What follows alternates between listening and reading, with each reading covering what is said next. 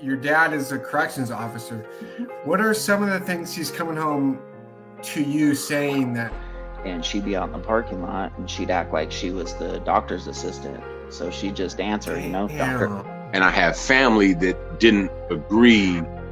I got uncle that didn't agree with the way it was going, and I got an uncle that was like, this is what it is. We were doing robberies and shit, and this old man went and made some phone calls and told on us, man. I wouldn't look at it any different.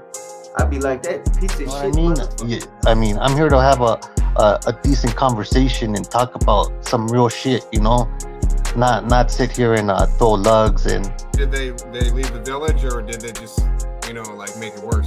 You're dealing with people that believe if they die in battle, they go to heaven and get 77 fucking virgins. Okay, so maybe once upon a time, the 13 and the MS-13 came from California, obviously. All right, man. What's up, man? Here's another sit down with Sam, and I got a special guest today, man. Chad Marks from Blood on the Razor Wire TV, bro. Introduce yourself, please.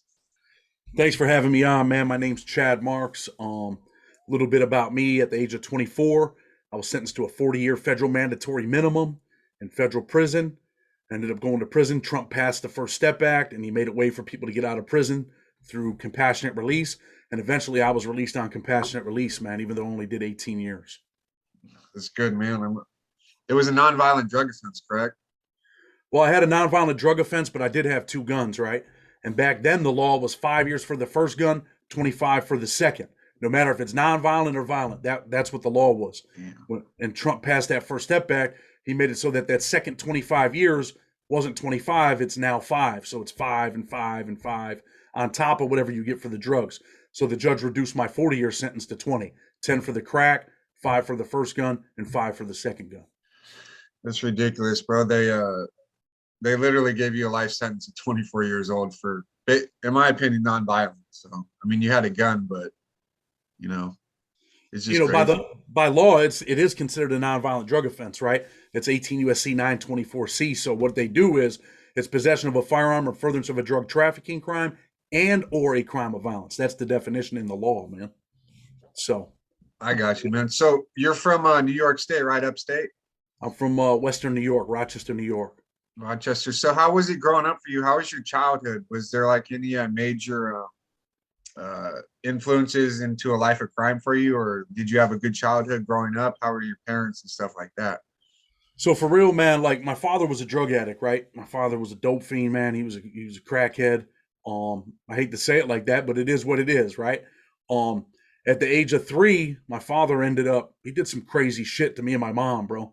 He actually shot at us. My mom had to escape, threw me out of a bedroom window. She jumped out. We took off. He shot at us with a 12 gauge. And as crazy as this sounds, man, I was only 3 years old, but I vividly remember, man, being thrown in this pricker bush and my mom hopping the fence. She picks me up, man. We take off. We end up at my grandmother's house. My father takes off. He's running from the law. He ends up in Las Vegas, and he lives there for many, many years. They never prosecute or anything like that. And I don't run into my father again until I'm like 11 or 12 years old, man. I grew up in the inner city. My mother was a single mother trying to work and take care of us. Eventually, man, she became a single mother on welfare. And, the struggle is real, man. I started selling drugs at a young age. I wanted to have a car. I was tired of, people kind of picked on us a little bit, man. I remember at one point I had like 3 pairs of jeans, dude. And that's all we had, man. We were pretty broke. So I started selling fake drugs. Back then it was powder cocaine. Started selling fake drugs, and fake drugs turned into real drugs. And then eventually, man, I went to state prison and went from state prison to federal prison. I was out 14 months. I did a 2 to 6 in the state. Got out 14 months, jumped back in the drug game, and ended up with a 40-year sentence and went to one of the worst prisons in the country, bro. USP Big Sandy. I got you. We'll get to that in a second, man. So you started off selling fake drugs, bro. Did you ever have to, anyone ever find out, come looking for you, or anything bad happened about doing that? Yeah, back then they used to have this stuff called BC cold medicine, right? And that's right when the crack kind of epidemic hit where I was at. And what we would do was you could cook this stuff, man, with baking soda, and it would rock up. And people would go home and they'd smoke it, and they'd come back like, damn, man, that shit tastes like cough syrup, man. So that's what we were selling. I actually had these crazy ass like rock and roll white dudes, man. They came back in a minivan, dude, and this was for like $100, $120. They opened up their side door of that minivan. The minivans got them side doors. and they shot at me with a 12 gauge, bro. And I took off, hopped the fence. Long story short, man, right after that, man, I stopped selling fake drugs, bro. I started selling real cocaine. Yeah, that'll do it, man. A 12 gauge is a life changer in many ways. These were what they called back then headbangers, man. These white dudes were pissed off, dude. You know what I mean? Like they were Like some hair rocket metal fans crazy ass white dudes. or like Pantera fans or something. Yeah, like that death metal shit. Yeah, like what was that? Cannibal Corpse or whatever. Yeah, those guys are fucking nuts. But so you're doing that, and so you jump into the real game, bro. And in New York, how is it? Because I know how it is in California. It's pretty organized. Is it just kind of free for all out there, or is it whoever's got the money? The drug game, man, was kind of like it's like it's not like where I'm from. It's not like you got this territory back then. I mean, now it's out, dude. They just had us on Fox News. We got more murders per person than anybody else in the country. We're worse than Chicago. We're worse than DC. I mean, it's bad. East St. Louis, I think we were at the top of the list. But back then, man, you just kind of did your thing. And like I said, dude, I eventually met my dad, right? And my dad was a pretty well-known, crackhead in the neighborhood. So everyone's like, man, I'm going to Chuck's son. And we always had good shit. My best friend was half Mexican, half Irish, right? Excuse me. He was half Mexican, half Irish. So man, we had a pretty good connect. And I just did my own thing, bro. I had a bunch of dudes working for me eventually, but I started out, man, selling bags, man. And I'm tired of being broke. If you're a businessman, you're a businessman, right? Even during my trial, the prosecutor, I remember when he started, he was like, he's a good businessman, but the wrong business. And I'm like, scared the shit out. He just started yelling like right away. So theatrics. Yeah, I mean, you're right. No, business acumen, if you have it, it tends to come to the surface in any way, shape, or form, So it wasn't like drug gangs and stuff back then. So how was it? What it was just different neighborhoods, or how was it set up there? yeah, pretty much, man. Like my neighborhood where I'm from, we kind of ran that little section of my neighborhood. You might go down the street further down Otis Street. There were some other dudes down there, like a kid named Virgil and Mackie and Mel. They all did their thing down there. It was kind of like we do our thing here, you do your thing there. Were we violent at times? I had a nonviolent drug offense, but yeah, we were violent at times. Like I said, there were guns involved. I did some bad shit, dude. And today I can tell you, man, that I regret that stuff. I'm not glamorizing the streets and not doing any of that stuff, bro. Got you, man. And so, what kind of weight were you pushing? I know everyone starts off small, but you basically said you were running a business. So would you say small business, or would you say it was more like a Fortune 500 company? I would say it was more like a small business that turned into what I believed back then in my mind was a big business, but really not. I started out like most people, man, selling bags. Then I started selling, I'd buy an 8-ball, bag that up. That 8-ball turned into a quarter ounce into a half into an ounce, and then an ounce into what we would call back then a 62, and 62 into a big 8. And then, of course, you progress. And then I started, dumping off weight to people and stuff like that. Still had drug houses. The government alleges, got a newspaper article. I could probably send you a little clip. The government alleges, a bunch of crazy shit. But at the end of the day, man, we were just a bunch of poor kids, man, from a poverty-stricken neighborhood. I'm from a neighborhood called Ghost Town. So if that don't tell you what it is, then you know what I mean? And like I said, dude, we're at the top of the list for killing people, bro. Yeah. But yeah, man, I mean, I made a little money. I'm not going to say that I didn't. I ended up owning a pizza shop, owned a home improvement company. And then you know what? They knocked on the door, bro, and it was all over with, man. Everything I had was gone, dude. Lost everything, man. Lost my house, lost my pizza shop, lost a construction company, lost my wife. I was married. But eventually, that's another part of my story. I get out of jail, we reconnect, we got remarried, and I just had 2 little twin sons. So, oh, nice, bro. Same girl. How would you have stop selling drugs if those with those businesses at like a time that was in a reasonable amount of time between they knocking on the door and you doing what you were doing? Basically, what I'm asking is would you eventually stop selling drugs if those businesses sustained? Let me tell you this, right? The businesses were doing good, but when you're in that drug game, man, you become addicted to it. Even if I never use drugs, bro, I don't even smoke weed, dude. Never. don't even drink coffee. But you become addicted to that lifestyle, man. You become addicted to the power.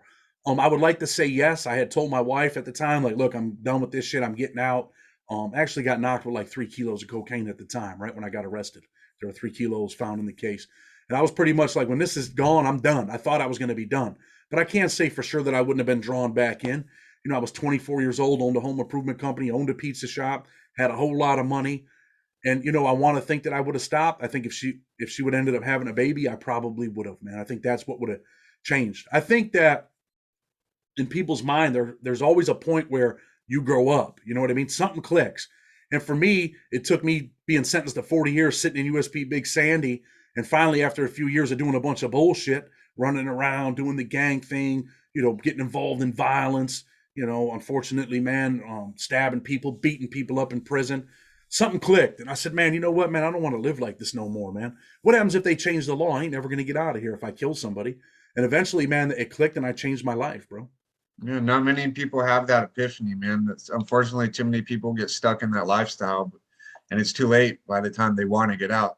So you were doing all this on the street, bro. So you first were sentenced to New York State prison. What was the charge that sent you to New York State? I had an assault second back then. That was over a chick, man. I was 16, and me and my best friend, man, we ended up jumping on some dudes over a chick. So they sent you to New York State prison at 16 years old? 16 years old, man. I went to state prison. I ended up in Attica. I was 7. I caught the charge at 16, and at 17, I was in Attica State Prison, where the infamous Attica riots are at. Oh, for sure, man. I watched a documentary on that, man. That made me pretty sick, seeing what those cops were saying about people. And basically, bro, they were KKK with guns, in my opinion. And Dude, it's absolutely vicious there. When I went there, I was in a prison across the street. It was called Wyoming Correctional Facility. It was a medium. And my brother, you know, the kid I tell you is my best friend. He's like my brother. My mom, he lived with us. My mom kind of raised him. He was a blood, man. And he is I interviewed him, and he's a very well respected white dude in the New York State prison system. We ended up getting into it with some dudes over there, man. And I ended up getting stabbed in the face in Wyoming. And I went from Wyoming right across the street. After they took us to the hospital, stitched me up, they took me over to Attica, and the sergeant came over and said, look, he wasn't playing no games, bro. He used the N-word. He called me a honky, called me a white piece of shit. And he said, I'm letting you know right now, we will shoot your ass over here. And I was just like, damn. Yeah. So it was definitely not a nice place, man. I mean, and were they a little more nicer to white dudes? Yeah, but they were still viciously nasty. Yeah. And did they have a sign up there in red writing with the white background, warning, no warning shots? Anything like that? Man, honestly, dude, I was like 17 back then. I can't remember, but Okay. I remember his warning. His warning's like, yo, dude, we will shoot your ass here. We don't, and I'm only 45 minutes away from Attica, bro, where I live at, you know, Okay. close. I got you. And, you know, being from Rochester and, you know, I'm 17, I'm like, holy shit, bro. Honestly, I'm scared to death going in there, bro, but I've always been a big kid. And that probably benefited me a little bit going over there. And then what's New York State like? What's the politics there? Because on the West Coast, you know, it's racially divided, and you got to, you know, run with your people and all that. So New York State prison is more like, where I'm from, bro, we're more like a gang, right? It didn't matter what color you were, white, black, Spanish. If you're from Rochester, man, we stick together. It's a 5-8. Back then it was 7-1-6, but Buffalo has their little crew, and New York City's got their crew. And where I'm from, bro, we're known, man. We're known for getting busy. We're known for being viciously violent. We stick together.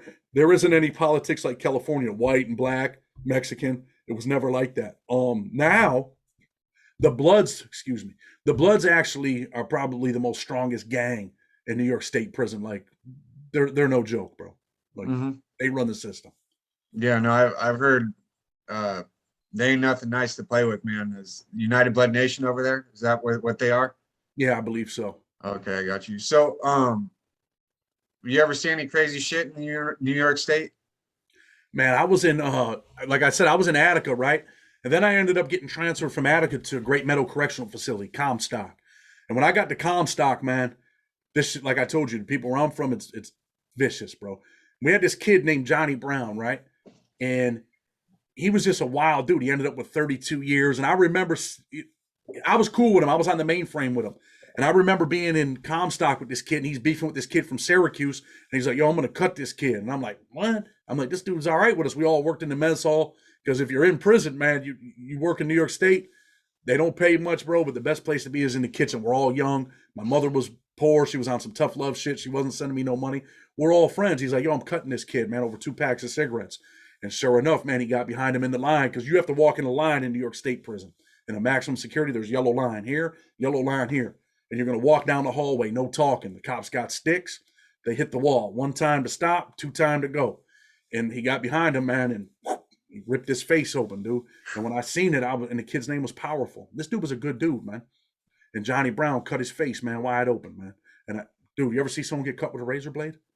I've seen the aftermath and all the blood on the ground. One of the most vicious things you'll ever see. And then later on, man, when you see these dudes, they got all these big ass bubbled up shit on their face. Yeah, it's crazy. And like I said, I was in that, in that gladiator school. And one of the main bloods was from my city, man. This kid named Baldy. And we're in the rec, we're in Keep Lock, right? I got in trouble, so I'm on Keep Lock 90 days. And he's like, "Yo, man, don't come to rec today, man. We're going out here to get it in with the Puerto Ricans, right? With the Nietas." And I'm like, "Man, I'm going to rec." He's like, "Man, don't go to rec. I'm telling you, man, don't come out there." And I mean, it was just an all full scale bloodbath out there, man. I've seen a lot of dangerous shit in New York State prison. They had a place in the back called The Hole, where we're in the yard's all concrete, dude. They're playing softball on concrete. These dudes are sliding. Damn, it sounds like the Corcoran shoe, bro. Dude, the little small concrete yards that look like pie shapes. Dude, well, this looked like a parking lot, dude. Had lines on it and everything that they turned into, pretty much a prison yard, right? And they had this thing all the way in the back called The Hole. And dude, I've seen a riot back there, man. I used to play basketball back there because my basketball game was not very good. So that's where all the bums would play basketball at. But we used to go back there, have fun. No one fucked with us. No one bothered us. But on that particular day, man, it was another race riot out there again. The Bloods with the Hispanics, dude. I seen dude take a cane. This is one of the wildest things I seen, dude. Dude took a cane, boom, whacks the dude with the cane from the crippled dude. The cane breaks and he comes right back and stabs the dude in the face with it. Bam. Cops are out there. Cops are out there screaming, hitting. The cops will hit you with them sticks too, man. They didn't have mace back then, but they'll beat your ass. So yeah, I've seen some wild shit over there, bro. Yeah, man. People just, I think they get it misconstrued, bro. They're not just gangsters on the West Coast, man. They're in every state, in every way, shape, and form. Man, that talk about a bad splinter, bro. Like, did it go through his cheek? Right in his face, dude. Right through his face. Ugh. I've seen some vicious things in there, dude. Yeah. So, and then you said the cops weren't nothing nice. So, like, they literally would tap the wall, bro. They wouldn't even talk to you. Like, No that's talk. how high above you they thought they were. 100%. That's crazy. So, when did you get out of New York State? I ended up getting out of New York State prison in 97, right? I got arrested October 95. I got out in November 1997. I'm out for a little bit. I catch a violation. I go back for 22 months on a violation. I get out from that violation. I don't even remember exactly the date, but I'm only out 14 months, bro. I'm out 14 months and I catch a federal case. And Okay. I end up sentenced to a 40-year federal mandatory minimum. So were you in the game before you went to New York State, or you come out and you made like more connections and got into it heavy? No, man, when I was young, I started selling drugs young, man, because we were poor. And that's right when crack started to come around when I got arrested. And then when I get out of prison, it's no longer powder cocaine. Now it's a crack game. Went and tried to get a job, man, didn't work out. I ended up getting fired from this job because I broke a machine. I wasn't doing the thing right. And then I was just like, you know what, man? I took my little bit of money, my little paycheck, man, and I believe I bought a 1/4 ounce of crack. And that 1/4 ounce became a half ounce became an ounce. And then it took off from there, bro. So you got you said you're out 14 months from the time that the feds came knocking from New York State? Yeah. Damn, bro, that's not long at all. People think, he's out for a year. That's not long at all, man. That's literally like a flash in the pan. And so what was the difference when would the state police come after you, New York State police? And then when the feds came after you, like were the feds more well organized? Did they hit you harder? Like, also, how was it like in the courtrooms with fed and state? Like, what was the difference? Okay, so I was actually investigated by the local police department. They had this team called the Granite Team, Greater Rochester Area Narcotics Enforcement Team. So they do the investigation. They put a wiretap on me for less than 30 days, bro. And then they get me, right? Boom, they got me. They end up using this kid that thought I was all right with, man. He wore a wire around me and shit. I get arrested and I go over to the federal building. When I walk into the federal court, of course, it's much different than, well, what happens is the state arrests me. I go to state court. I walk out of there. I think my wife bailed me out. That's the girl I'm married to now. She bails me out. As soon as they're taking forever to let me out, bro. Like they said they couldn't find my belt. I'm like, what? So then they bring me the belt. I'm putting the belt down. I'm still putting the belt down when they buzz the door. I walk out, and there goes the cops that arrested me. They put me in like an expedition, dude, and they drive me over to the federal courthouse. I never get out. I think I'm getting out, but I don't get out. I get over to the federal courthouse. And they took your money. And they took, I mean, not everything, but mostly everything. And when I get in this federal courthouse, dude, the first thing I thought was like, damn, bro, this shit looks like some rich white people's den, you know, like some shit you see on like Leave It to Beaver or some shit. And I'm like, wow, this shit's serious. And then they started talking about mandatory minimums 10, maximums life. I'm like, damn, 10 years. And over there, man, I don't give a shit who your lawyer is. If you pay for a lawyer, only pay for a lawyer if you're going to trial. You need a good trial attorney. If not, keep your money, man. You're wasting your money paying a lawyer over there. They don't play fair. It's much different. When they offer you a plea over there and you don't take it, it just gets higher most of the time. In the state, if they offer you a 3 to 9 and you don't take it, sometimes they'll come down to a 2 to 6 or 1 to 3. In the feds, it just gets worse. It doesn't get better most of the time. Yeah, and they have what, a 98% conviction rating, the feds. Yeah, and let me tell you this, right? So your viewers know, I became one of the best jailhouse lawyers in federal prison, bro. I helped over 100 people get out of prison. I got out. You know, I started a YouTube channel designed to save kids from life imprisonment and premature death in the streets. I started a paralegal and prison consultant firm. I actually wrote the first compassionate release motion in the country to ever win. I wrote it for Conrado Cantu out of Texas. Things just took off after that. Like thousands and thousands of people are getting out of prison. Since I've been out, I've got 3 people out that had life sentences. I got over 100 people out of jail. But yeah, the laws are much different over there, man. They smash you. It's not always easy to get out. And when you talk about the 98% conviction rate, this is where I was going with this. Dudes will tell you in jail, like, oh man, that's only because everybody cops out. Listen, man, that's not the only reason. Yeah, that pushes the numbers, but when they try you over there, they probably got a 90% conviction rate of if you go to trial, they're going to smash you. They're going to win. I mean, the cards are stacked against you. A lot of people don't realize you don't have a 4th Amendment right in federal court. You know, they can bust in your house and you're like, no, they violated my rights. Well, you know what? They were acting on good faith. Good faith, where'd that come from? Oh, well, I mean, it was a judicially. I didn't know that, bro. Yeah, I mean, you have a 4th Amendment, but you'll never win a 4th. 99% of the time, you'll lose your 4th Amendment claim in federal court. Wow. The illegal search and seizure? Yeah, that shit's out the window. Wow, dude. That's eye-opening. So let me give your viewers an idea of what I'm talking about. What the hell does he mean, this guy? Well, this is what I mean. The cops go in your house, right? They bust in your house. They search. They find a bunch of stuff. And you say, well, they didn't have a warrant. Well, you know, they come in and they say, well, they were acting in good faith. Well, what was the good faith? It could be anything. Well, we had a call that someone overdosed in your house. Or we smelled marijuana coming from the window. We had to get in there. We had to go in there without a warrant before you destroyed the evidence. And that's how they screw people, man. And you're thinking, oh, they're going to suppress that. No, they're acting on good faith. So they're not suppressing anything. Wow. They can literally get away with anything, then. For sure. That's crazy. And then man, there was something I was gonna ask you before we went to that. I can't remember. So you're dealing with all this stuff, right? And they're stacking the gun charges against you. What was your like mindset, you know, when they were telling you 10 years, 40 years, 30 years, life? Like in the cell, were you like, man, what were you like stressed out? What was your mindset? What were you going through? Man, 100% stressed out, bro. I mean, it wasn't easy to deal with. You know, I'm 24 years old. I got a wife. I love her. I care about her. And then I start thinking like, wow, man, this shit's over. She's going to have to go on with her life. That was tough. Thinking like, damn, man, I'm 24 with good time. You start counting on your fingers. You're like, wow, man, with good time, I'll be 59 years old when I get out, if I ever get out.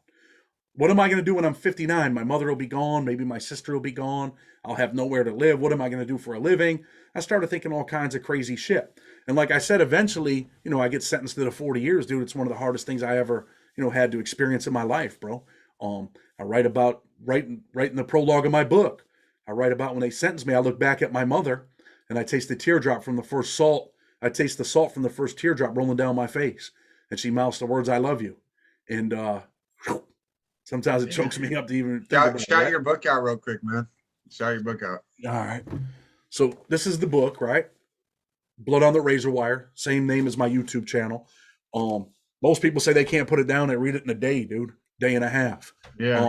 It is a violent book because that's the life that I lived. And, you know, being in prison, I'd read these books by people that were in the feds, and I'm like, these are dudes that were in camps and lows.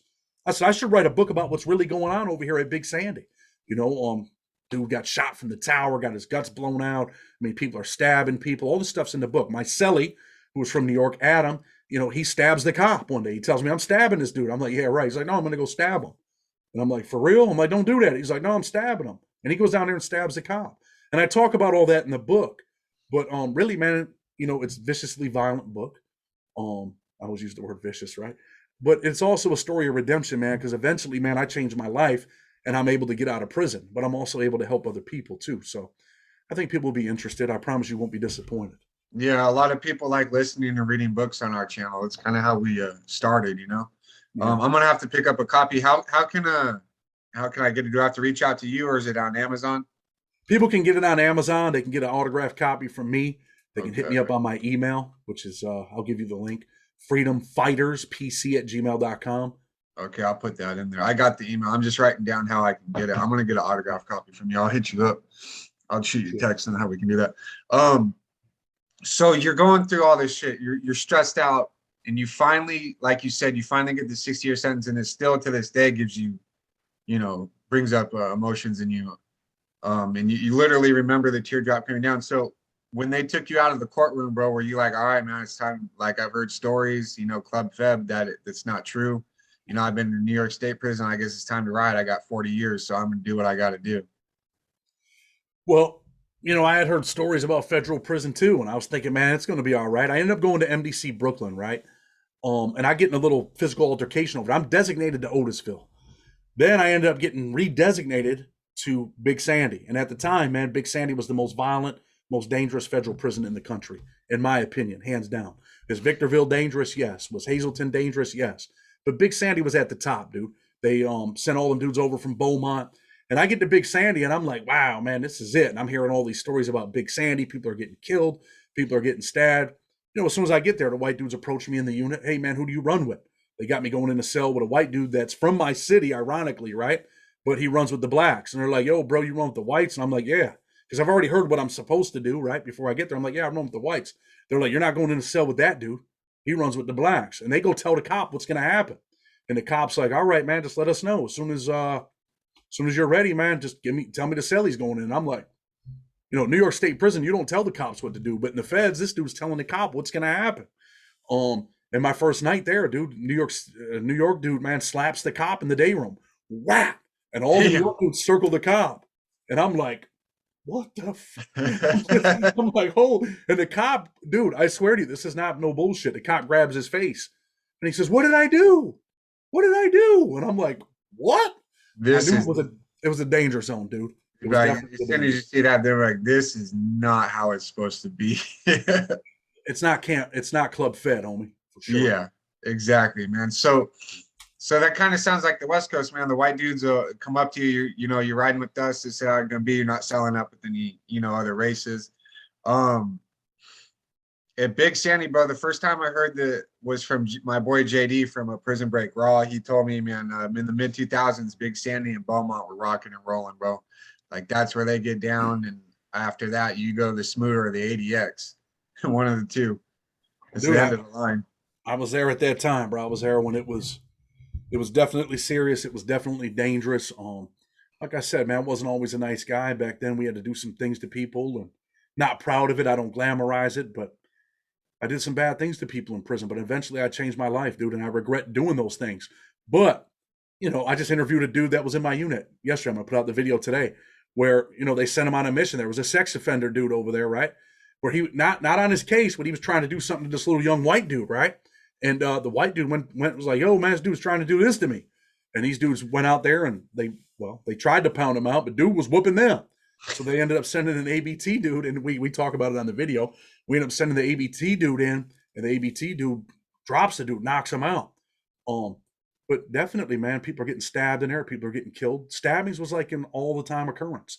I was prayerful for a 5 count sometimes, bro. Just praying that they lock us in the morning and we don't come out till 10 or 11 just so I can get some rest, because you'd be completely mentally exhausted in that place, dude.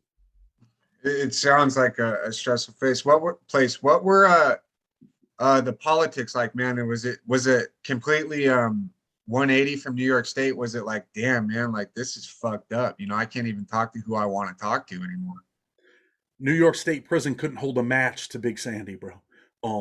Yeah, the politics were exactly that, dude. When I went there was a white broom, a white mop bucket, a white mop. Don't, if you're not white, don't touch it. There's a black one, don't touch it.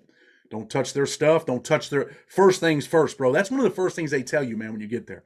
Do not touch the black or Hispanic TV. All right. And these are our tables over here. Do not sit at their tables in the unit. And this is kind of where we sit. I used to sit with my back to the wall. This is our white TV. This is what we're going to do. We're going to watch the white TV over here. Don't ever touch anyone's stuff, man. Pretty much. That's one of the first things they outlined to you, dude. Definitely, and you'd have black dudes in there that wouldn't even they wouldn't talk to you. They don't want nothing to do with you, bro. You know what I mean? I remember one dude from this is crazy because there was this dude from South Carolina, right? And it seemed like all the time, every time I was in the laundry room, this dude was in the laundry room. You know what I mean? And you could tell, man, he was a dude that didn't like white people, right?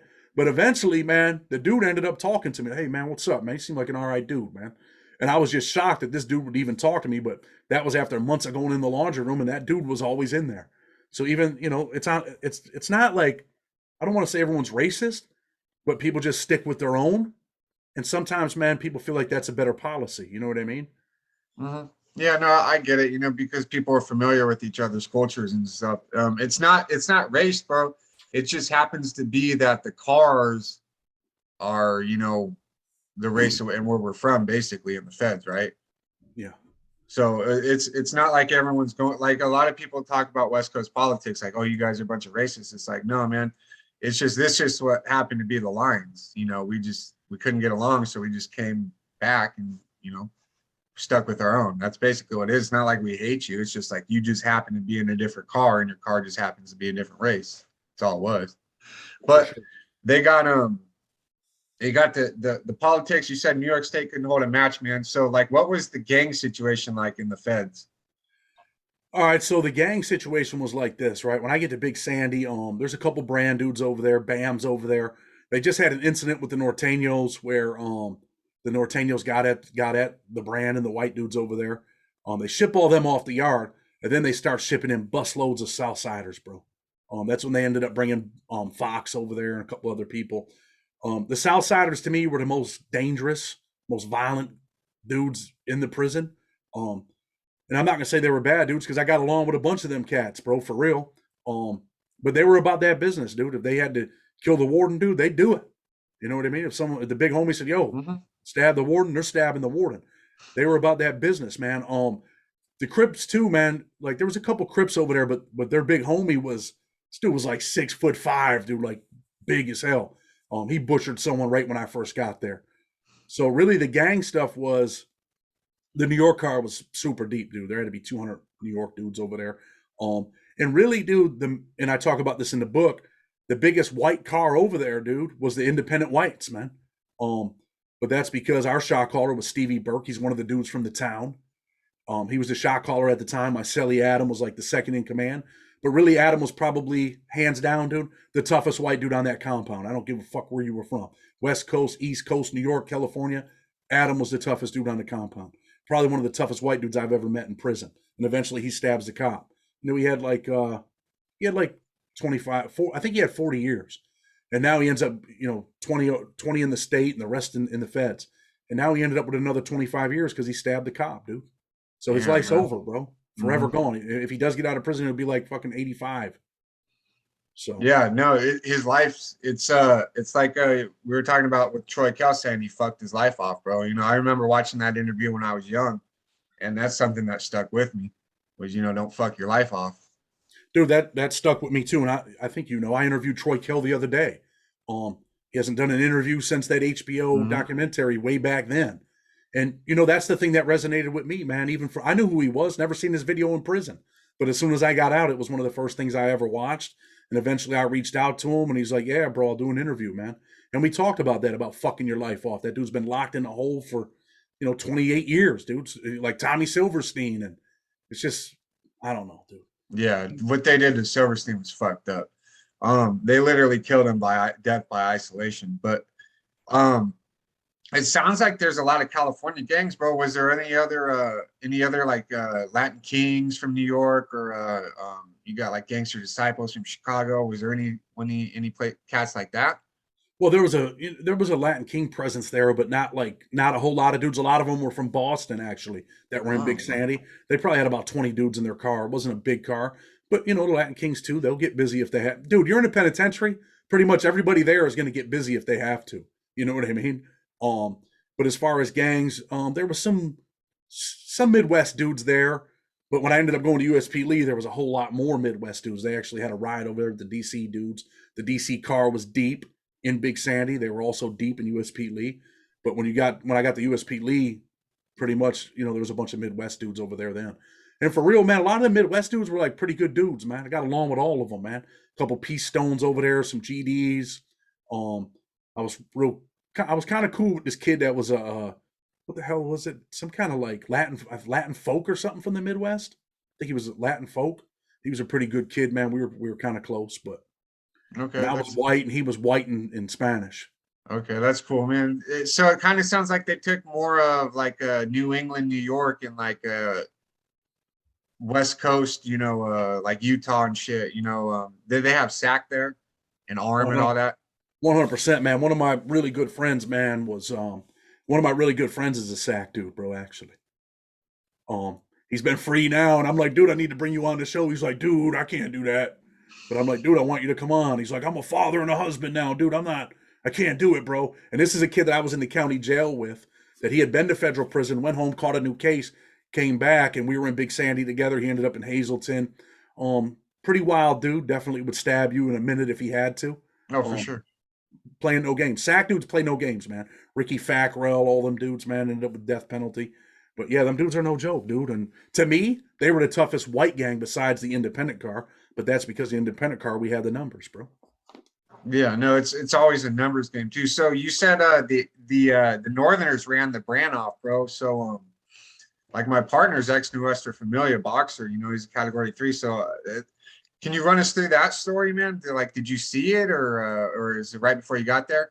What with see, that happened right before I got there. But eventually they moved them dudes off, and then I go to Lee County. And when I get to USP Lee, there's a bunch of Northerners over there. Well, not a bunch, like about 20 dudes, right? So I get to USP Lee, and there's this bulldog over there on the compound. He comes, he don't have a cell, so the Nortenos are like, look, bro, we're gonna give you this cell. I mean, they got their own rules. Like he was, and I only know this shit because this is what he was telling me, right? I had a little store, and I used to kick it with the kid. His name was Herman, crazy name, right? So Herman's kicking it with me. He's like, yeah, man, these dudes are talking about I can't have a knife and this and that, man. Fuck that, I'm gonna have a knife. And he was selling with this other kid that was a bulldog named Gypsy. Gypsy was a gypsy. I think he ended up dropping out, and he's hit. He's in the hat. But anyway, he's like, man, fuck these dudes. And I'll never forget this, dude. This was on Halloween, right? I ended up getting some bad, I got some information from the street that just broke me down, dude. I was sad that day. That's why I'll never forget it. So I'm going out on the yard. Herman's going out on the yard. The bulldog goes out on the yard. Nortenos want him to come out there. He goes out there, dude. And, them dudes are real militant, bro. And they're strategic. They work out all the time. I remember them dudes running with their boots on and all that stuff, right? They weren't allowed to run with tennis shoes at that prison or whatever. But anyway, he's out there on the yard, dude. They call him out there, dude. And they butcher this kid, man. They butcher this kid. And they got 2 dudes running the yard, right? When they get done butchering them, they throw the knives at these dudes. These dudes catch the knives in stride. They just keep running like they're just joggers. They throw the knives away. The tower don't see this shit. And dude's full of blood, dude. I remember he had his coat on. He's like, man, help me, Chad, help me. And I'm like, bro, I can't help you, man. Just keep walking, man. Go to medical. I remember saying that to him. Like, bro, just keep walking. Honestly, dude, it was one of the times where I felt bad for someone in prison, dude. Like, they butchered this kid, man. Jacket soaked with, dude, I'm talking about soaked with blood. The dude ends up living, bro. The cat that comes out there, Who the fuck is in the tower? Who the fuck is in that tower? I want him out of the tower, because he didn't see what happened. And they end up taking all the Nortenos off the yard, bro. That kid ends up going to the hospital. He goes to the hole, and they let him back out like 90 days later. But they moved all them dudes out, and then they started bringing this, the Southsiders in there. That's when they brought Fox over from Big Sandy. Told him, hey man, wherever you want. They gave that dude tables. He said, I want tables here, here, and here, and they gave them to him, bro. Yeah, I heard you tell that story, but that's nuts. That they literally took the dude out on the yard and was like, "This is how I want the yard set up," and they literally followed suit. I guess it's because what they had the numbers and whatever he said told him to do, they're gonna do.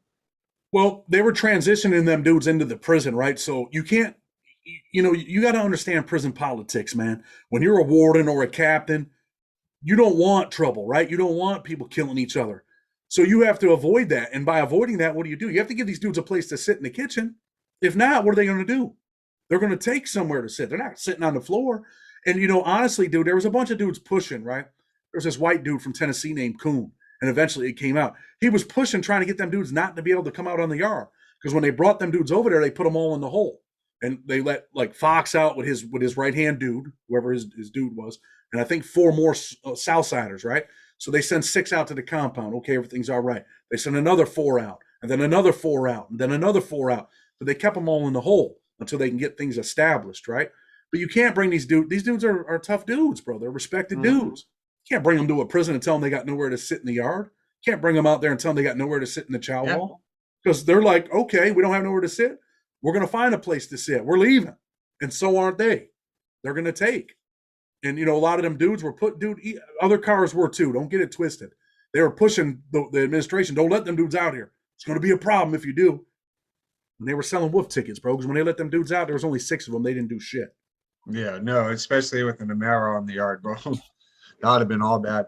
But in California, the stories I've heard, bro, they literally just throw people out there and like, you guys figure it out. And they literally have fucking wars for months and years. Like when they opened up High Desert, they had screws and shit on the yard still, bro. And they had nothing nice, and they were warring over tables, different factions for a good year and a half, man. It was it was fucked up, bro. I wouldn't want to have been there. But so you go through all that, man. And so when did you start turning your life around? How far into your bid did you Well, man, I was involved in a little situation, man, where I was like, fuck this, dude. I don't never want to fucking end up dying in prison or getting the death penalty, right? And that's when I started to change my life. Something clicked. Like I said, something clicks, dude. And, I had this dude telling me like, yo, bro, when they bring parole back, what do you want to do, man? You want to go down there and have 5 knife shots? You've been selling heroin. You want heroin shots? You want this? And I'm like, no, man. He's like, dude, they're going to change the law, and you're never going to get out of prison. You're going to regret it. And now I see it, dude. There's dudes like Boy George, man, where they denied his compassionate release motion because the shit he was doing in prison. His lawyer actually reached out to me, and I helped out a little bit. But I would have ended up in that position. So I changed my life, dude. When I got the USP Lee, I started to change just a little bit. And then when I made it to an FCI, dude, that was it, dude. That was like, yo, I'm done. I don't want to live this life no more. I got a job in education. I started going to the law library. I mean, I was going to the law library for my own self, but then I just started learning, man, helping other people out. And I was like, man, I want to get out and do something with my life someday. And dude's right. If they change the law, then I definitely, don't want to be that dude. And this same dude that told me that stuff in USP Lee, guess what? I haven't seen this dude in years. I get on the bus. Guess who's on the bus? No. He's on the bus. We're going to Raybrook. And he says the same, dude, I swear, bro. He says the same shit to me, homie. He's like, yo, man, they're going to change this shit, bro. What have you been doing with your life? And he's like, when we get over here, he said, I know who the education supervisor is because he just came from the jail I'm at. He's like, I can get you a job down there, man. And dude took an interest in helping me, man. And he did. He helped save my life, bro. And now he did 25 years. He's out. He's running for city council in his city. He does all kinds of programs for kids. He wrote like 15 books. The dude's doing big, big things. He's been in like 2 or 3 movies. So I'm glad that I listened to this dude, man. Yeah, no, same here, man. You desire to be out on the outside, bro. Definitely changed. And then what I remember what I was going to say earlier is like you helped a lot of people get out. I actually had a dude, Robert Rosso, on here earlier, and he said you wrote something for him, or wrote a paper that he was able to use or something. Well, I wrote the first compassionate release motion in the country to win, right? I also wrote the first article telling people how you can get out of prison through the First Step Act on compassionate release. And I wrote, hey, this is how it is. Extraordinary and compelling reasons. What are your extraordinary and compelling reasons? Well, one, they passed the First Step Act and they changed the law, but they didn't make it retroactive. So all the people that get arrested now for the same charges as me, they can get out. They get 5 years instead of 25. I said, and people like me that have been suffering under the law, I can't get out. I think that's an extraordinary and compelling reason. Then, in conjunction with my rehabilitation, I think that's extraordinary and compelling too. And I made that argument. And eventually, I don't know if you know who John Gleason is. He was the dude that prosecuted John Gotti. That was able to convict him. You know, the other guys couldn't do it. He did it. He became a federal judge for 22 or 23 years. He stepped down off the bench because of the laws like that I was sentenced under. He got pissed off. He's like, I don't want to do this no more. And he, once I filed all my stuff pro se, he got in on my case and he became my lawyer.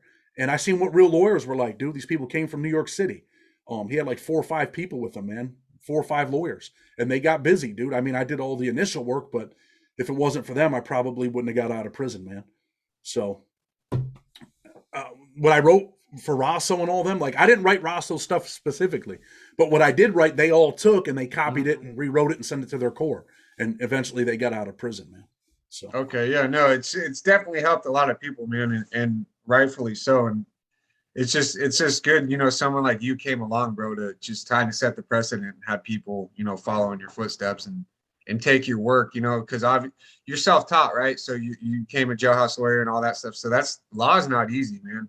It's not easy to interpret and understand. So it takes someone with high intelligence, you know, to be able to do that. So you were able to get out, right? And what was it like, bro, the day you got out? Because I seen the video you posted on your thing. You're walking out, you're hella happy, you're smiling and all that. Like, what were you thinking though? Like, were you like, man, they're gonna grab me and bring me back in, or? well, let me tell you what's crazy about my story, right? I win my case. My judge says I'm reducing his sentence, and I got like 80 days left, right? Clock's ticking. The day I'm supposed to get out, my family drives to FMC Lexington. I ended up coming full circle. My first prison was Big Sandy. I ended up going to a low my last 9 months. My family's up there. They're waiting for me. They're letting me out. They call on the walkie-talkie. Stop him immediately. There was an appeal filed. The government, in their nastiness, bro, waited till the last day, and they filed an appeal. They stopped me, dude. I see my family in the parking lot, dude. They sent me back in for about 2 weeks. John Gleason and them, they file an appeal immediately to the appeals court. My judge says, you know, he cannot believe that the government would do this at the last hour. He actually writes all this stuff and blasts the government for doing what they did. Eventually, the Second Circuit Court of Appeals, 2 or 3 weeks later, they say, we're not going to leave a stay while the appeal's pending. We're going to release this cat. And they release me. And eventually the government drops my appeal by the grace of God, right? They don't appeal because another case, who's a good friend of mine, U.S. versus Brooker, Jeremy Zulo, his case wins. So the government says we got no dog in the fight. But eventually, that 3 weeks later, my family comes back to pick me up, and I'm walking out. And I told my boys, because they could see me from the window, I said, as soon as they open the gate, dude, I'm going to run. They're like, for real, I'm running. But I didn't run. But there was that point in my heart where I'm like, until the gate unlocked. When the gate unlocks, I'm like, dude, I can't explain it in words, man. Like your body actually, after what I had just been through, my body was like frozen. That was probably one of the worst days of my life, dude. When they walked me out there and I see my family and my mom's crying and my family's crying. And I'm like, damn, man, after almost 18 years, they're about to let me out of jail and they, boom, you know, it could only happen to guys like me, right? But when that gate opened, yeah, I was scared. I was nervous. I didn't run. But when I got in the car, I'm like, man, get out of here. I mean, if they would have tried to like put me back in jail once I was outside of the gate, I would have probably, dude, I would have been trying to juke them cats, man. Yeah. And jump in the car, at least let me go get something to eat, man. You know what I mean? And then Yeah, I'll turn myself in a day or two. That's yeah, I fucked was up scared. what they did to you, bro. Did you deal with PTSD at all? Yeah, man. I still deal with it sometimes, right? When I got out of prison, I ended up getting my own apartment, right, out in the suburbs, not in my city, because dangerous. And I was in a townhouse, dude, paying like $1,500 a month for this townhouse, when usually apartments in the city are like $800. You know what I mean? So I'm paying this money. I'm in this townhouse. I think, okay, I'm gonna be all right. But dude, I could hear everything. I slept with a knife.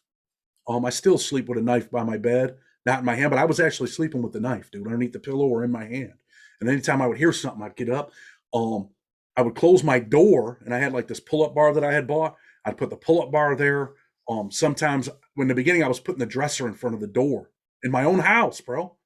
And then it was a pain in the ass when I had to use the bathroom at 2 or 3 in the morning. I'd have to move the dresser. I'd go in there with a knife. I'd open the door. I left the bathroom light on. Yeah, yeah, man. I was a little bit worried when I go in Damn, restaurants. dude.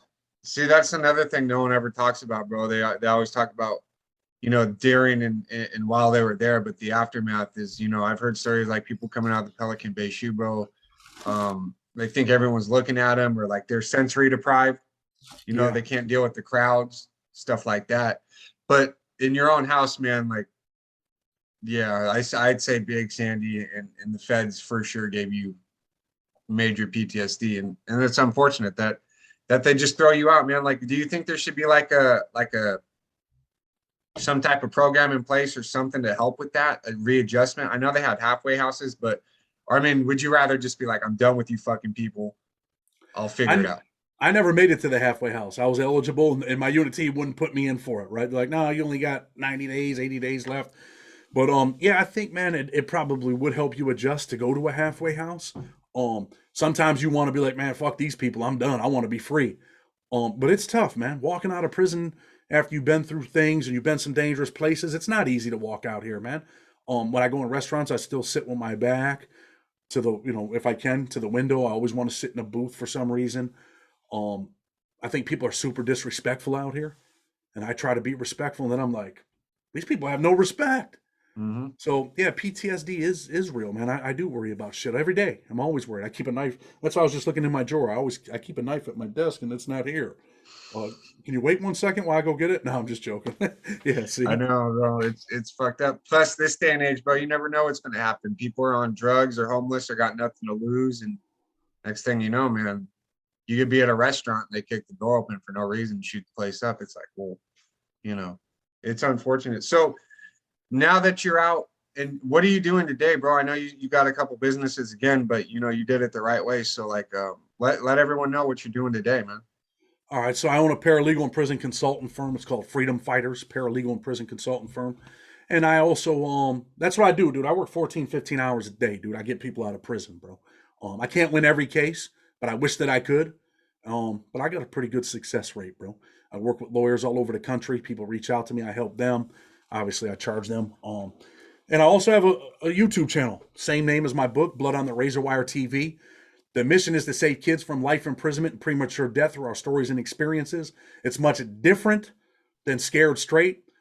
We do talk about violence. We talk about the things that we've been through, things that we've seen, because you have to do that to grab the people.